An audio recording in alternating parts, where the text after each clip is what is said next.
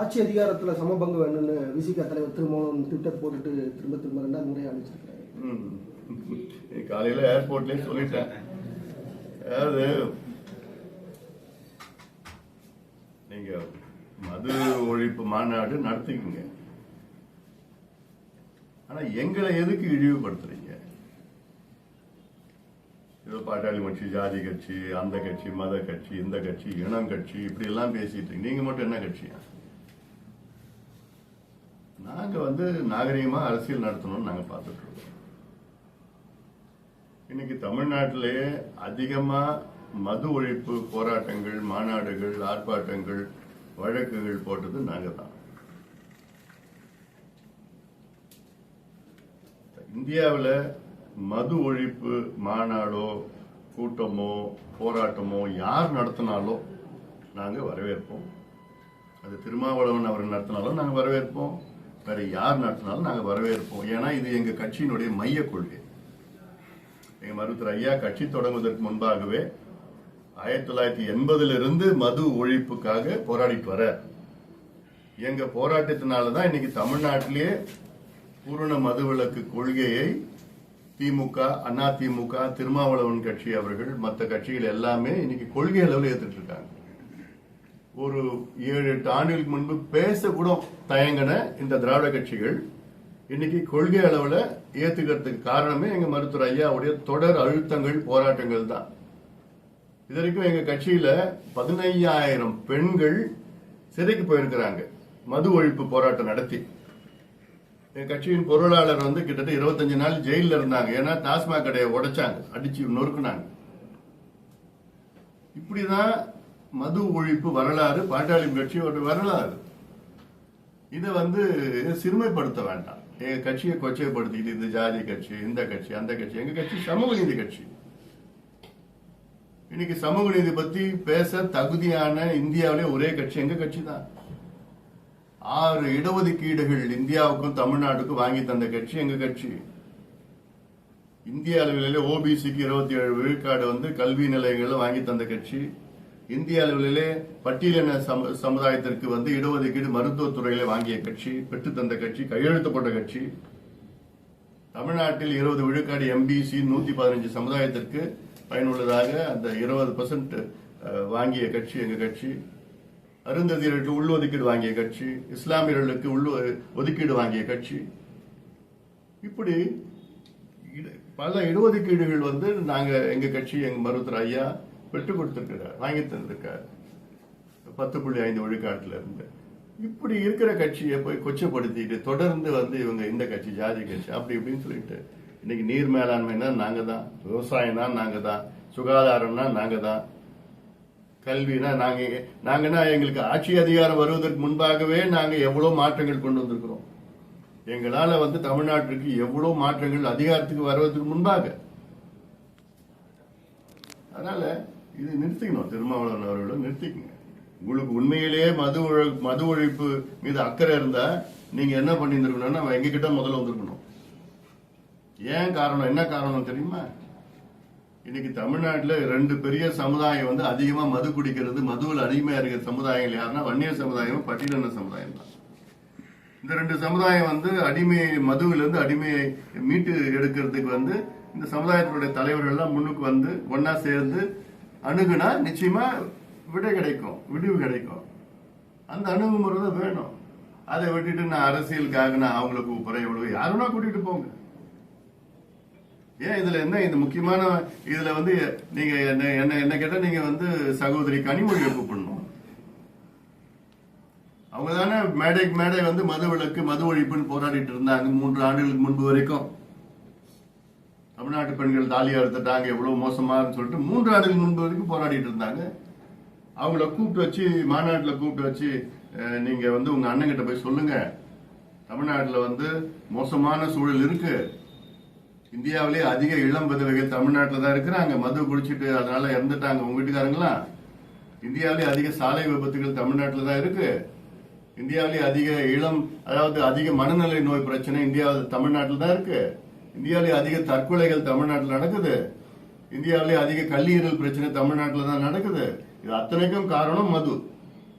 அதை எப்படியாவது வந்து படிப்படியா குறைங்கன்னு சொல்லிட்டு அவங்க அண்ணங்கிட்ட போய் சொல்லுங்க, சகோதரி கனிமொழியை சொல்லுங்க, அந்த மாநாட்டில் கூப்பிட்டு பேச சொல்லுங்க. இதுதான் விடிவு கிடைக்கும், விடை கிடைக்கும். அதுல அதனால விளம்பரத்துக்கெல்லாம் அதை விளம்பரத்துக்கு பண்ண மாட்டாரு தெரியுது. ஏன்னா இப்ப சமீபத்துல தான் அவர் வந்து இந்த கள்ளக்குறிச்சி சம்பவத்துக்கு பிறகுதான் இப்ப அவருக்கு கொஞ்சம் தெரியுது என்னன்னு பிரச்சனை எல்லாம் தெரியுது. கூட்டணி கட்சி யாருமே வந்து அதனால தெரிவிக்கல. அதாவது மது ஒழிப்புல நாங்க PhD பண்ணிருக்கிறோம். திருமாவளவன் அவர் இப்பதான் LKGல இருக்கிறார், இப்பதான் ஆரம்பிச்சிருக்கிறார். பாமகவை அழைத்தால் நீங்க அதுல பங்கேற்பீங்க? உங்களை வந்து மாநாட்டுக்கு அழைச்சாங்கன்னா நீங்க அதுல பங்கேற்பீங்க? இதெல்லாம் முதல்ல பாக்கட்டும், என்ன நடக்குதுன்னு பாக்கலாம். எனக்கு படிச்சா பங்கேட்டா இந்த பேர் கேள்வி கேட்கறதே நீங்க தப்பு. அதுக்கு பதில் சொல்றது அதோட தப்பு. இவ்வளவு விளக்கம் சொல்லிட்டு இருக்கிறேன் நான். இதுல என்ன இருக்கு? ஆட்சி அதிகாரத்தில் அவர் பங்கு வைக்கிறது அது நியாயமானது தான், அது நியாயமானது. அது பதிவு ஏன் எடுத்தாருன்னா அதுதான் தப்பு. அது தைரியமா போடுங்க. கட்சி எதுக்குங்க தொடங்குறாங்க? திருமாவளவன் ஏன் கட்சி தொடங்குறாரு? திமுக ஸ்டாலின் முதலமைச்சரா வர்றதுக்கு இல்ல எடப்பாடி பழனிசாமி முதலமைச்சர் தொடங்கியிருக்கிறாரு இல்ல. அவர் முதலமைச்சரா வரணும், அவங்க கட்சி ஆட்சிக்கு வரணும். எல்லாமே எல்லாரோட பாட்டாளி கட்சி எல்லா கட்சியோட நோக்கம் அதுதான். அவங்கள முதலமைச்சர் ஆக்குறது, இவங்க முதலமைச்சர் ஆக்குறது எங்களுடைய வேலை கிடையாது. இவங்க 57 வருஷமா தமிழ்நாட்டை ஆண்டு நாசப்படுத்திட்டாங்க, ஒழிச்சிட்டாங்க, அழிச்சிட்டாங்க. தமிழ்நாடு குடியார நாடு அப்படின்னு மாத்திடலாம் பேரை. இப்ப இன்னும் கொஞ்ச நாள்ல கஞ்சா நாடுன்னு பேரு மாத்திடலாம். அந்த அளவுக்கு வந்துருச்சு. இப்போ மக்களை பத்தி கவலை கிடையாது உங்களுக்கு எல்லாம். காசு எப்படியாவது அடிச்சு கொள்ள எதுவும் பண்ணணும்னு பாக்குறாங்க. அதுல அதனால அந்த அடிப்படையில வந்து நிச்சயமா அதிகாரம், ஆட்சி அதிகாரம் வந்தாதான் கொள்கைகள், ஒவ்வொரு கட்சிக்கும் கொள்கைகள், அந்த கொள்கைகளை நிலைநாட்டலாம், கொண்டு வரலாம். எங்களுடைய கொள்கைகள் வந்து சமூக நீதி கொள்கைகள். எங்க கட்சியினோட கொள்கை நீர் மேலாண்மை கொள்கைகள். நீர் மேலாண்மைக்கு எங்க கிட்ட ஆட்சி இருந்ததுன்னா இந்நேரம் நாங்க 1 லட்சம் கோடி நீர் மேலாண்மைக்கு மட்டும் முதலீடு செஞ்சிருப்போம். விவசாயிகள் வந்து இன்னைக்கு மகிழ்ச்சியா இருக்கணும். விவசாயிகள் ரொம்ப மோசமான சூழல் தற்கொலை பண்ணிட்டு இருக்கிறாங்க. அனைவருக்கும் தரமான கட்டணமில்லா கல்வியை கொடுக்கணும். சுகாதாரத்தை பத்தி சொல்லவே வேண்டாம். இலவச நல்ல தரமான சுகாதாரம் கொடுக்கணும். குடிநீர் வழங்க வேண்டியது, இதெல்லாம் நிறைய இஷ்யூஸ் தான் இருக்குது. அது நிலைநாட்டு இவங்க யாரும் செய்யற மாதிரி தெரியல. சொன்னாங்கல்ல MTC இது பேருந்துகளை தனியார், அரசு பேருந்து தனியார் மயமாக்க மாட்டோம்னு சொல்லிட்டு பார்த்தா தனியார் மயமாக்கிட்டு இருக்காங்க. சென்னையில் MTC பேருந்துகள் 500 பேருந்துகள் இப்ப வந்து இன்னும் கொஞ்சம் நல்ல தனியார் விட போறாங்க, கையெழுத்து போட்டாங்க. வேர்ல்ட் பேங்க் அவங்களுடைய எழுதி கொடுத்திருக்கிறாங்க. எல்லாம் வெளியில பார்த்தா நாங்க பண்ண மாட்டோம்னு சொல்றாங்க, உள்ளுக்குள்ள பண்ணிட்டு இருக்கிறாங்க. மின் கட்டணம் உயர்த்த மாட்டோம்னு சொன்னாங்க, இப்ப உயர்த்தி இருக்கிறாங்க. 22 மாதத்துல கிட்டத்தட்ட மின் கட்டணத்தை வந்து 36 விழுக்காடு உயர்த்திருக்கிறாங்க 22 மாதத்துல. இதுவரைக்கும் எந்த ஆட்சியும் சுதந்திர இந்தியாவில் தமிழ்நாட்டில் எந்த ஆட்சியும் இப்படி பண்ணது கிடையாது. நாங்க உயர்த்த மாட்டோம் இதெல்லாம் பேசுறது. மாதம் நாங்க மின் கட்டணத்தை கொண்டு வருவோம் சொன்னாங்க. என்ன ஆச்சு உங்களுக்கு? மின் கணக்கெடுப்பு மாதம் எடுப்போம்னு சொன்னாங்க, எடுத்தாங்களா? இல்ல. அப்படி சொல்றது ஒண்ணு, செய்யறது ஒண்ணு, சம்மந்தமே கிடையாது. புதிய கல்விக் கொள்கையை வந்து ஏற்றுக்கொள்ளவே மாட்டோம்னு சொல்லியிருக்கிறாங்க. அது ஒவ்வொரு மாநிலத்தோட உரிமை. அது ஒவ்வொரு மாநிலத்தோட உரிமை. ஆனா அதுல புதிய கல்விக் கொள்கையில வந்து சில அம்சங்கள் வந்து வரவேற்கத்தக்கது, சில அம்சங்கள் வந்து எனக்கு பிடிக்கல, எங்க கட்சிக்கு பிடிக்கல. ஒரு உதாரணம் நான் சொல்றேன். தாய்மொழி வழி கல்வின்னு இருக்கு புதிய கல்விக் கொள்கையில், அதை நாங்கள் வரவேற்கிறோம். இது எங்க மருத்துவர் ஐயா நீண்ட கால கோரிக்கை, எங்க கட்சியினுடைய கோரிக்கை. ஆனா மும்மொழி கொள்கைன்னு சொல்றாங்க, அது எங்களால் ஏற்றுக்க முடியாது, திணிக்க கூடாது. தமிழ் இருக்குது, ஆங்கிலம் இணக்க மொழியா ஆங்கிலம் இருக்கு, என்னுடைய தாய்மொழி தமிழா இருக்கு. அது ரெண்டு மொழி, இருமொழி கொள்கைகள் தமிழ்நாட்டில் இருக்கு. இல்ல நீங்க ஹிந்தி ஒண்ணு கத்துக்கிட்டாதான் நாங்க நிதி கொடுப்போம்னு சொன்னா அது தவறு, அதை கண்டிக்கத்தக்கது. அது செய்யக்கூடாது. அதெல்லாம் மாநிலங்கள் வந்து இந்தியா வந்து பன்முகத்தன்மை உள்ள ஒரு நாடு. அதுல பல மொழிகள் இருக்கு, பல இனங்கள், பல கலாச்சாரம், பண்பாடு, நாகரிகம் ஒன்னொன்னு இருக்கு. அதை காப்பாற்றணும். அதுதான் நம்முடைய பலமே. இல்ல ஒரே இந்தியா ஒரே மாதிரி இருக்கணும், ஒரே மாதிரி எல்லா கல்வி இருக்கணும்னா அதை ஏற்றுக்கொள்ள முடியாது. புதிய கல்விக் கொள்கை நீங்க கொண்டு வர மத்திய அரசோட கடமை அது. ஆனா அது திணிக்க கூடாது. அதனால வந்து நிதி கொடுக்க மாட்டோம்னு சொல்றது தப்பு. இந்திரா காந்தி அம்மையார் வந்து சொன்னாங்கல்ல, இந்திரா காந்தி அம்மையார் உடைய அவசர காலம், எமர்ஜென்சி காலத்தை பத்தி பேசுறீங்க. அப்ப அது நடந்த தவறுகள் பத்தியும் நீங்க பேசணும். அது தவறுன்னு எல்லாருக்கும் தெரியுது. தொடர்ந்து பிரதமர்ல இருந்து எல்லாம் பேசிட்டு இருக்கிறாங்க. சரி, அப்ப அந்த கிட்டத்தட்ட 22 மாதத்தில் நடந்த தவறுகள் வந்து அதை வந்து சரி செய்யணும். அதுல முக்கியமான ஒரு தவறு நடந்தது என்னன்னா, கல்வி வந்து மாநில பட்டியல இருந்தது, அது பொது பட்டியலுக்கு கொண்டு போனாங்க அந்த அம்மா.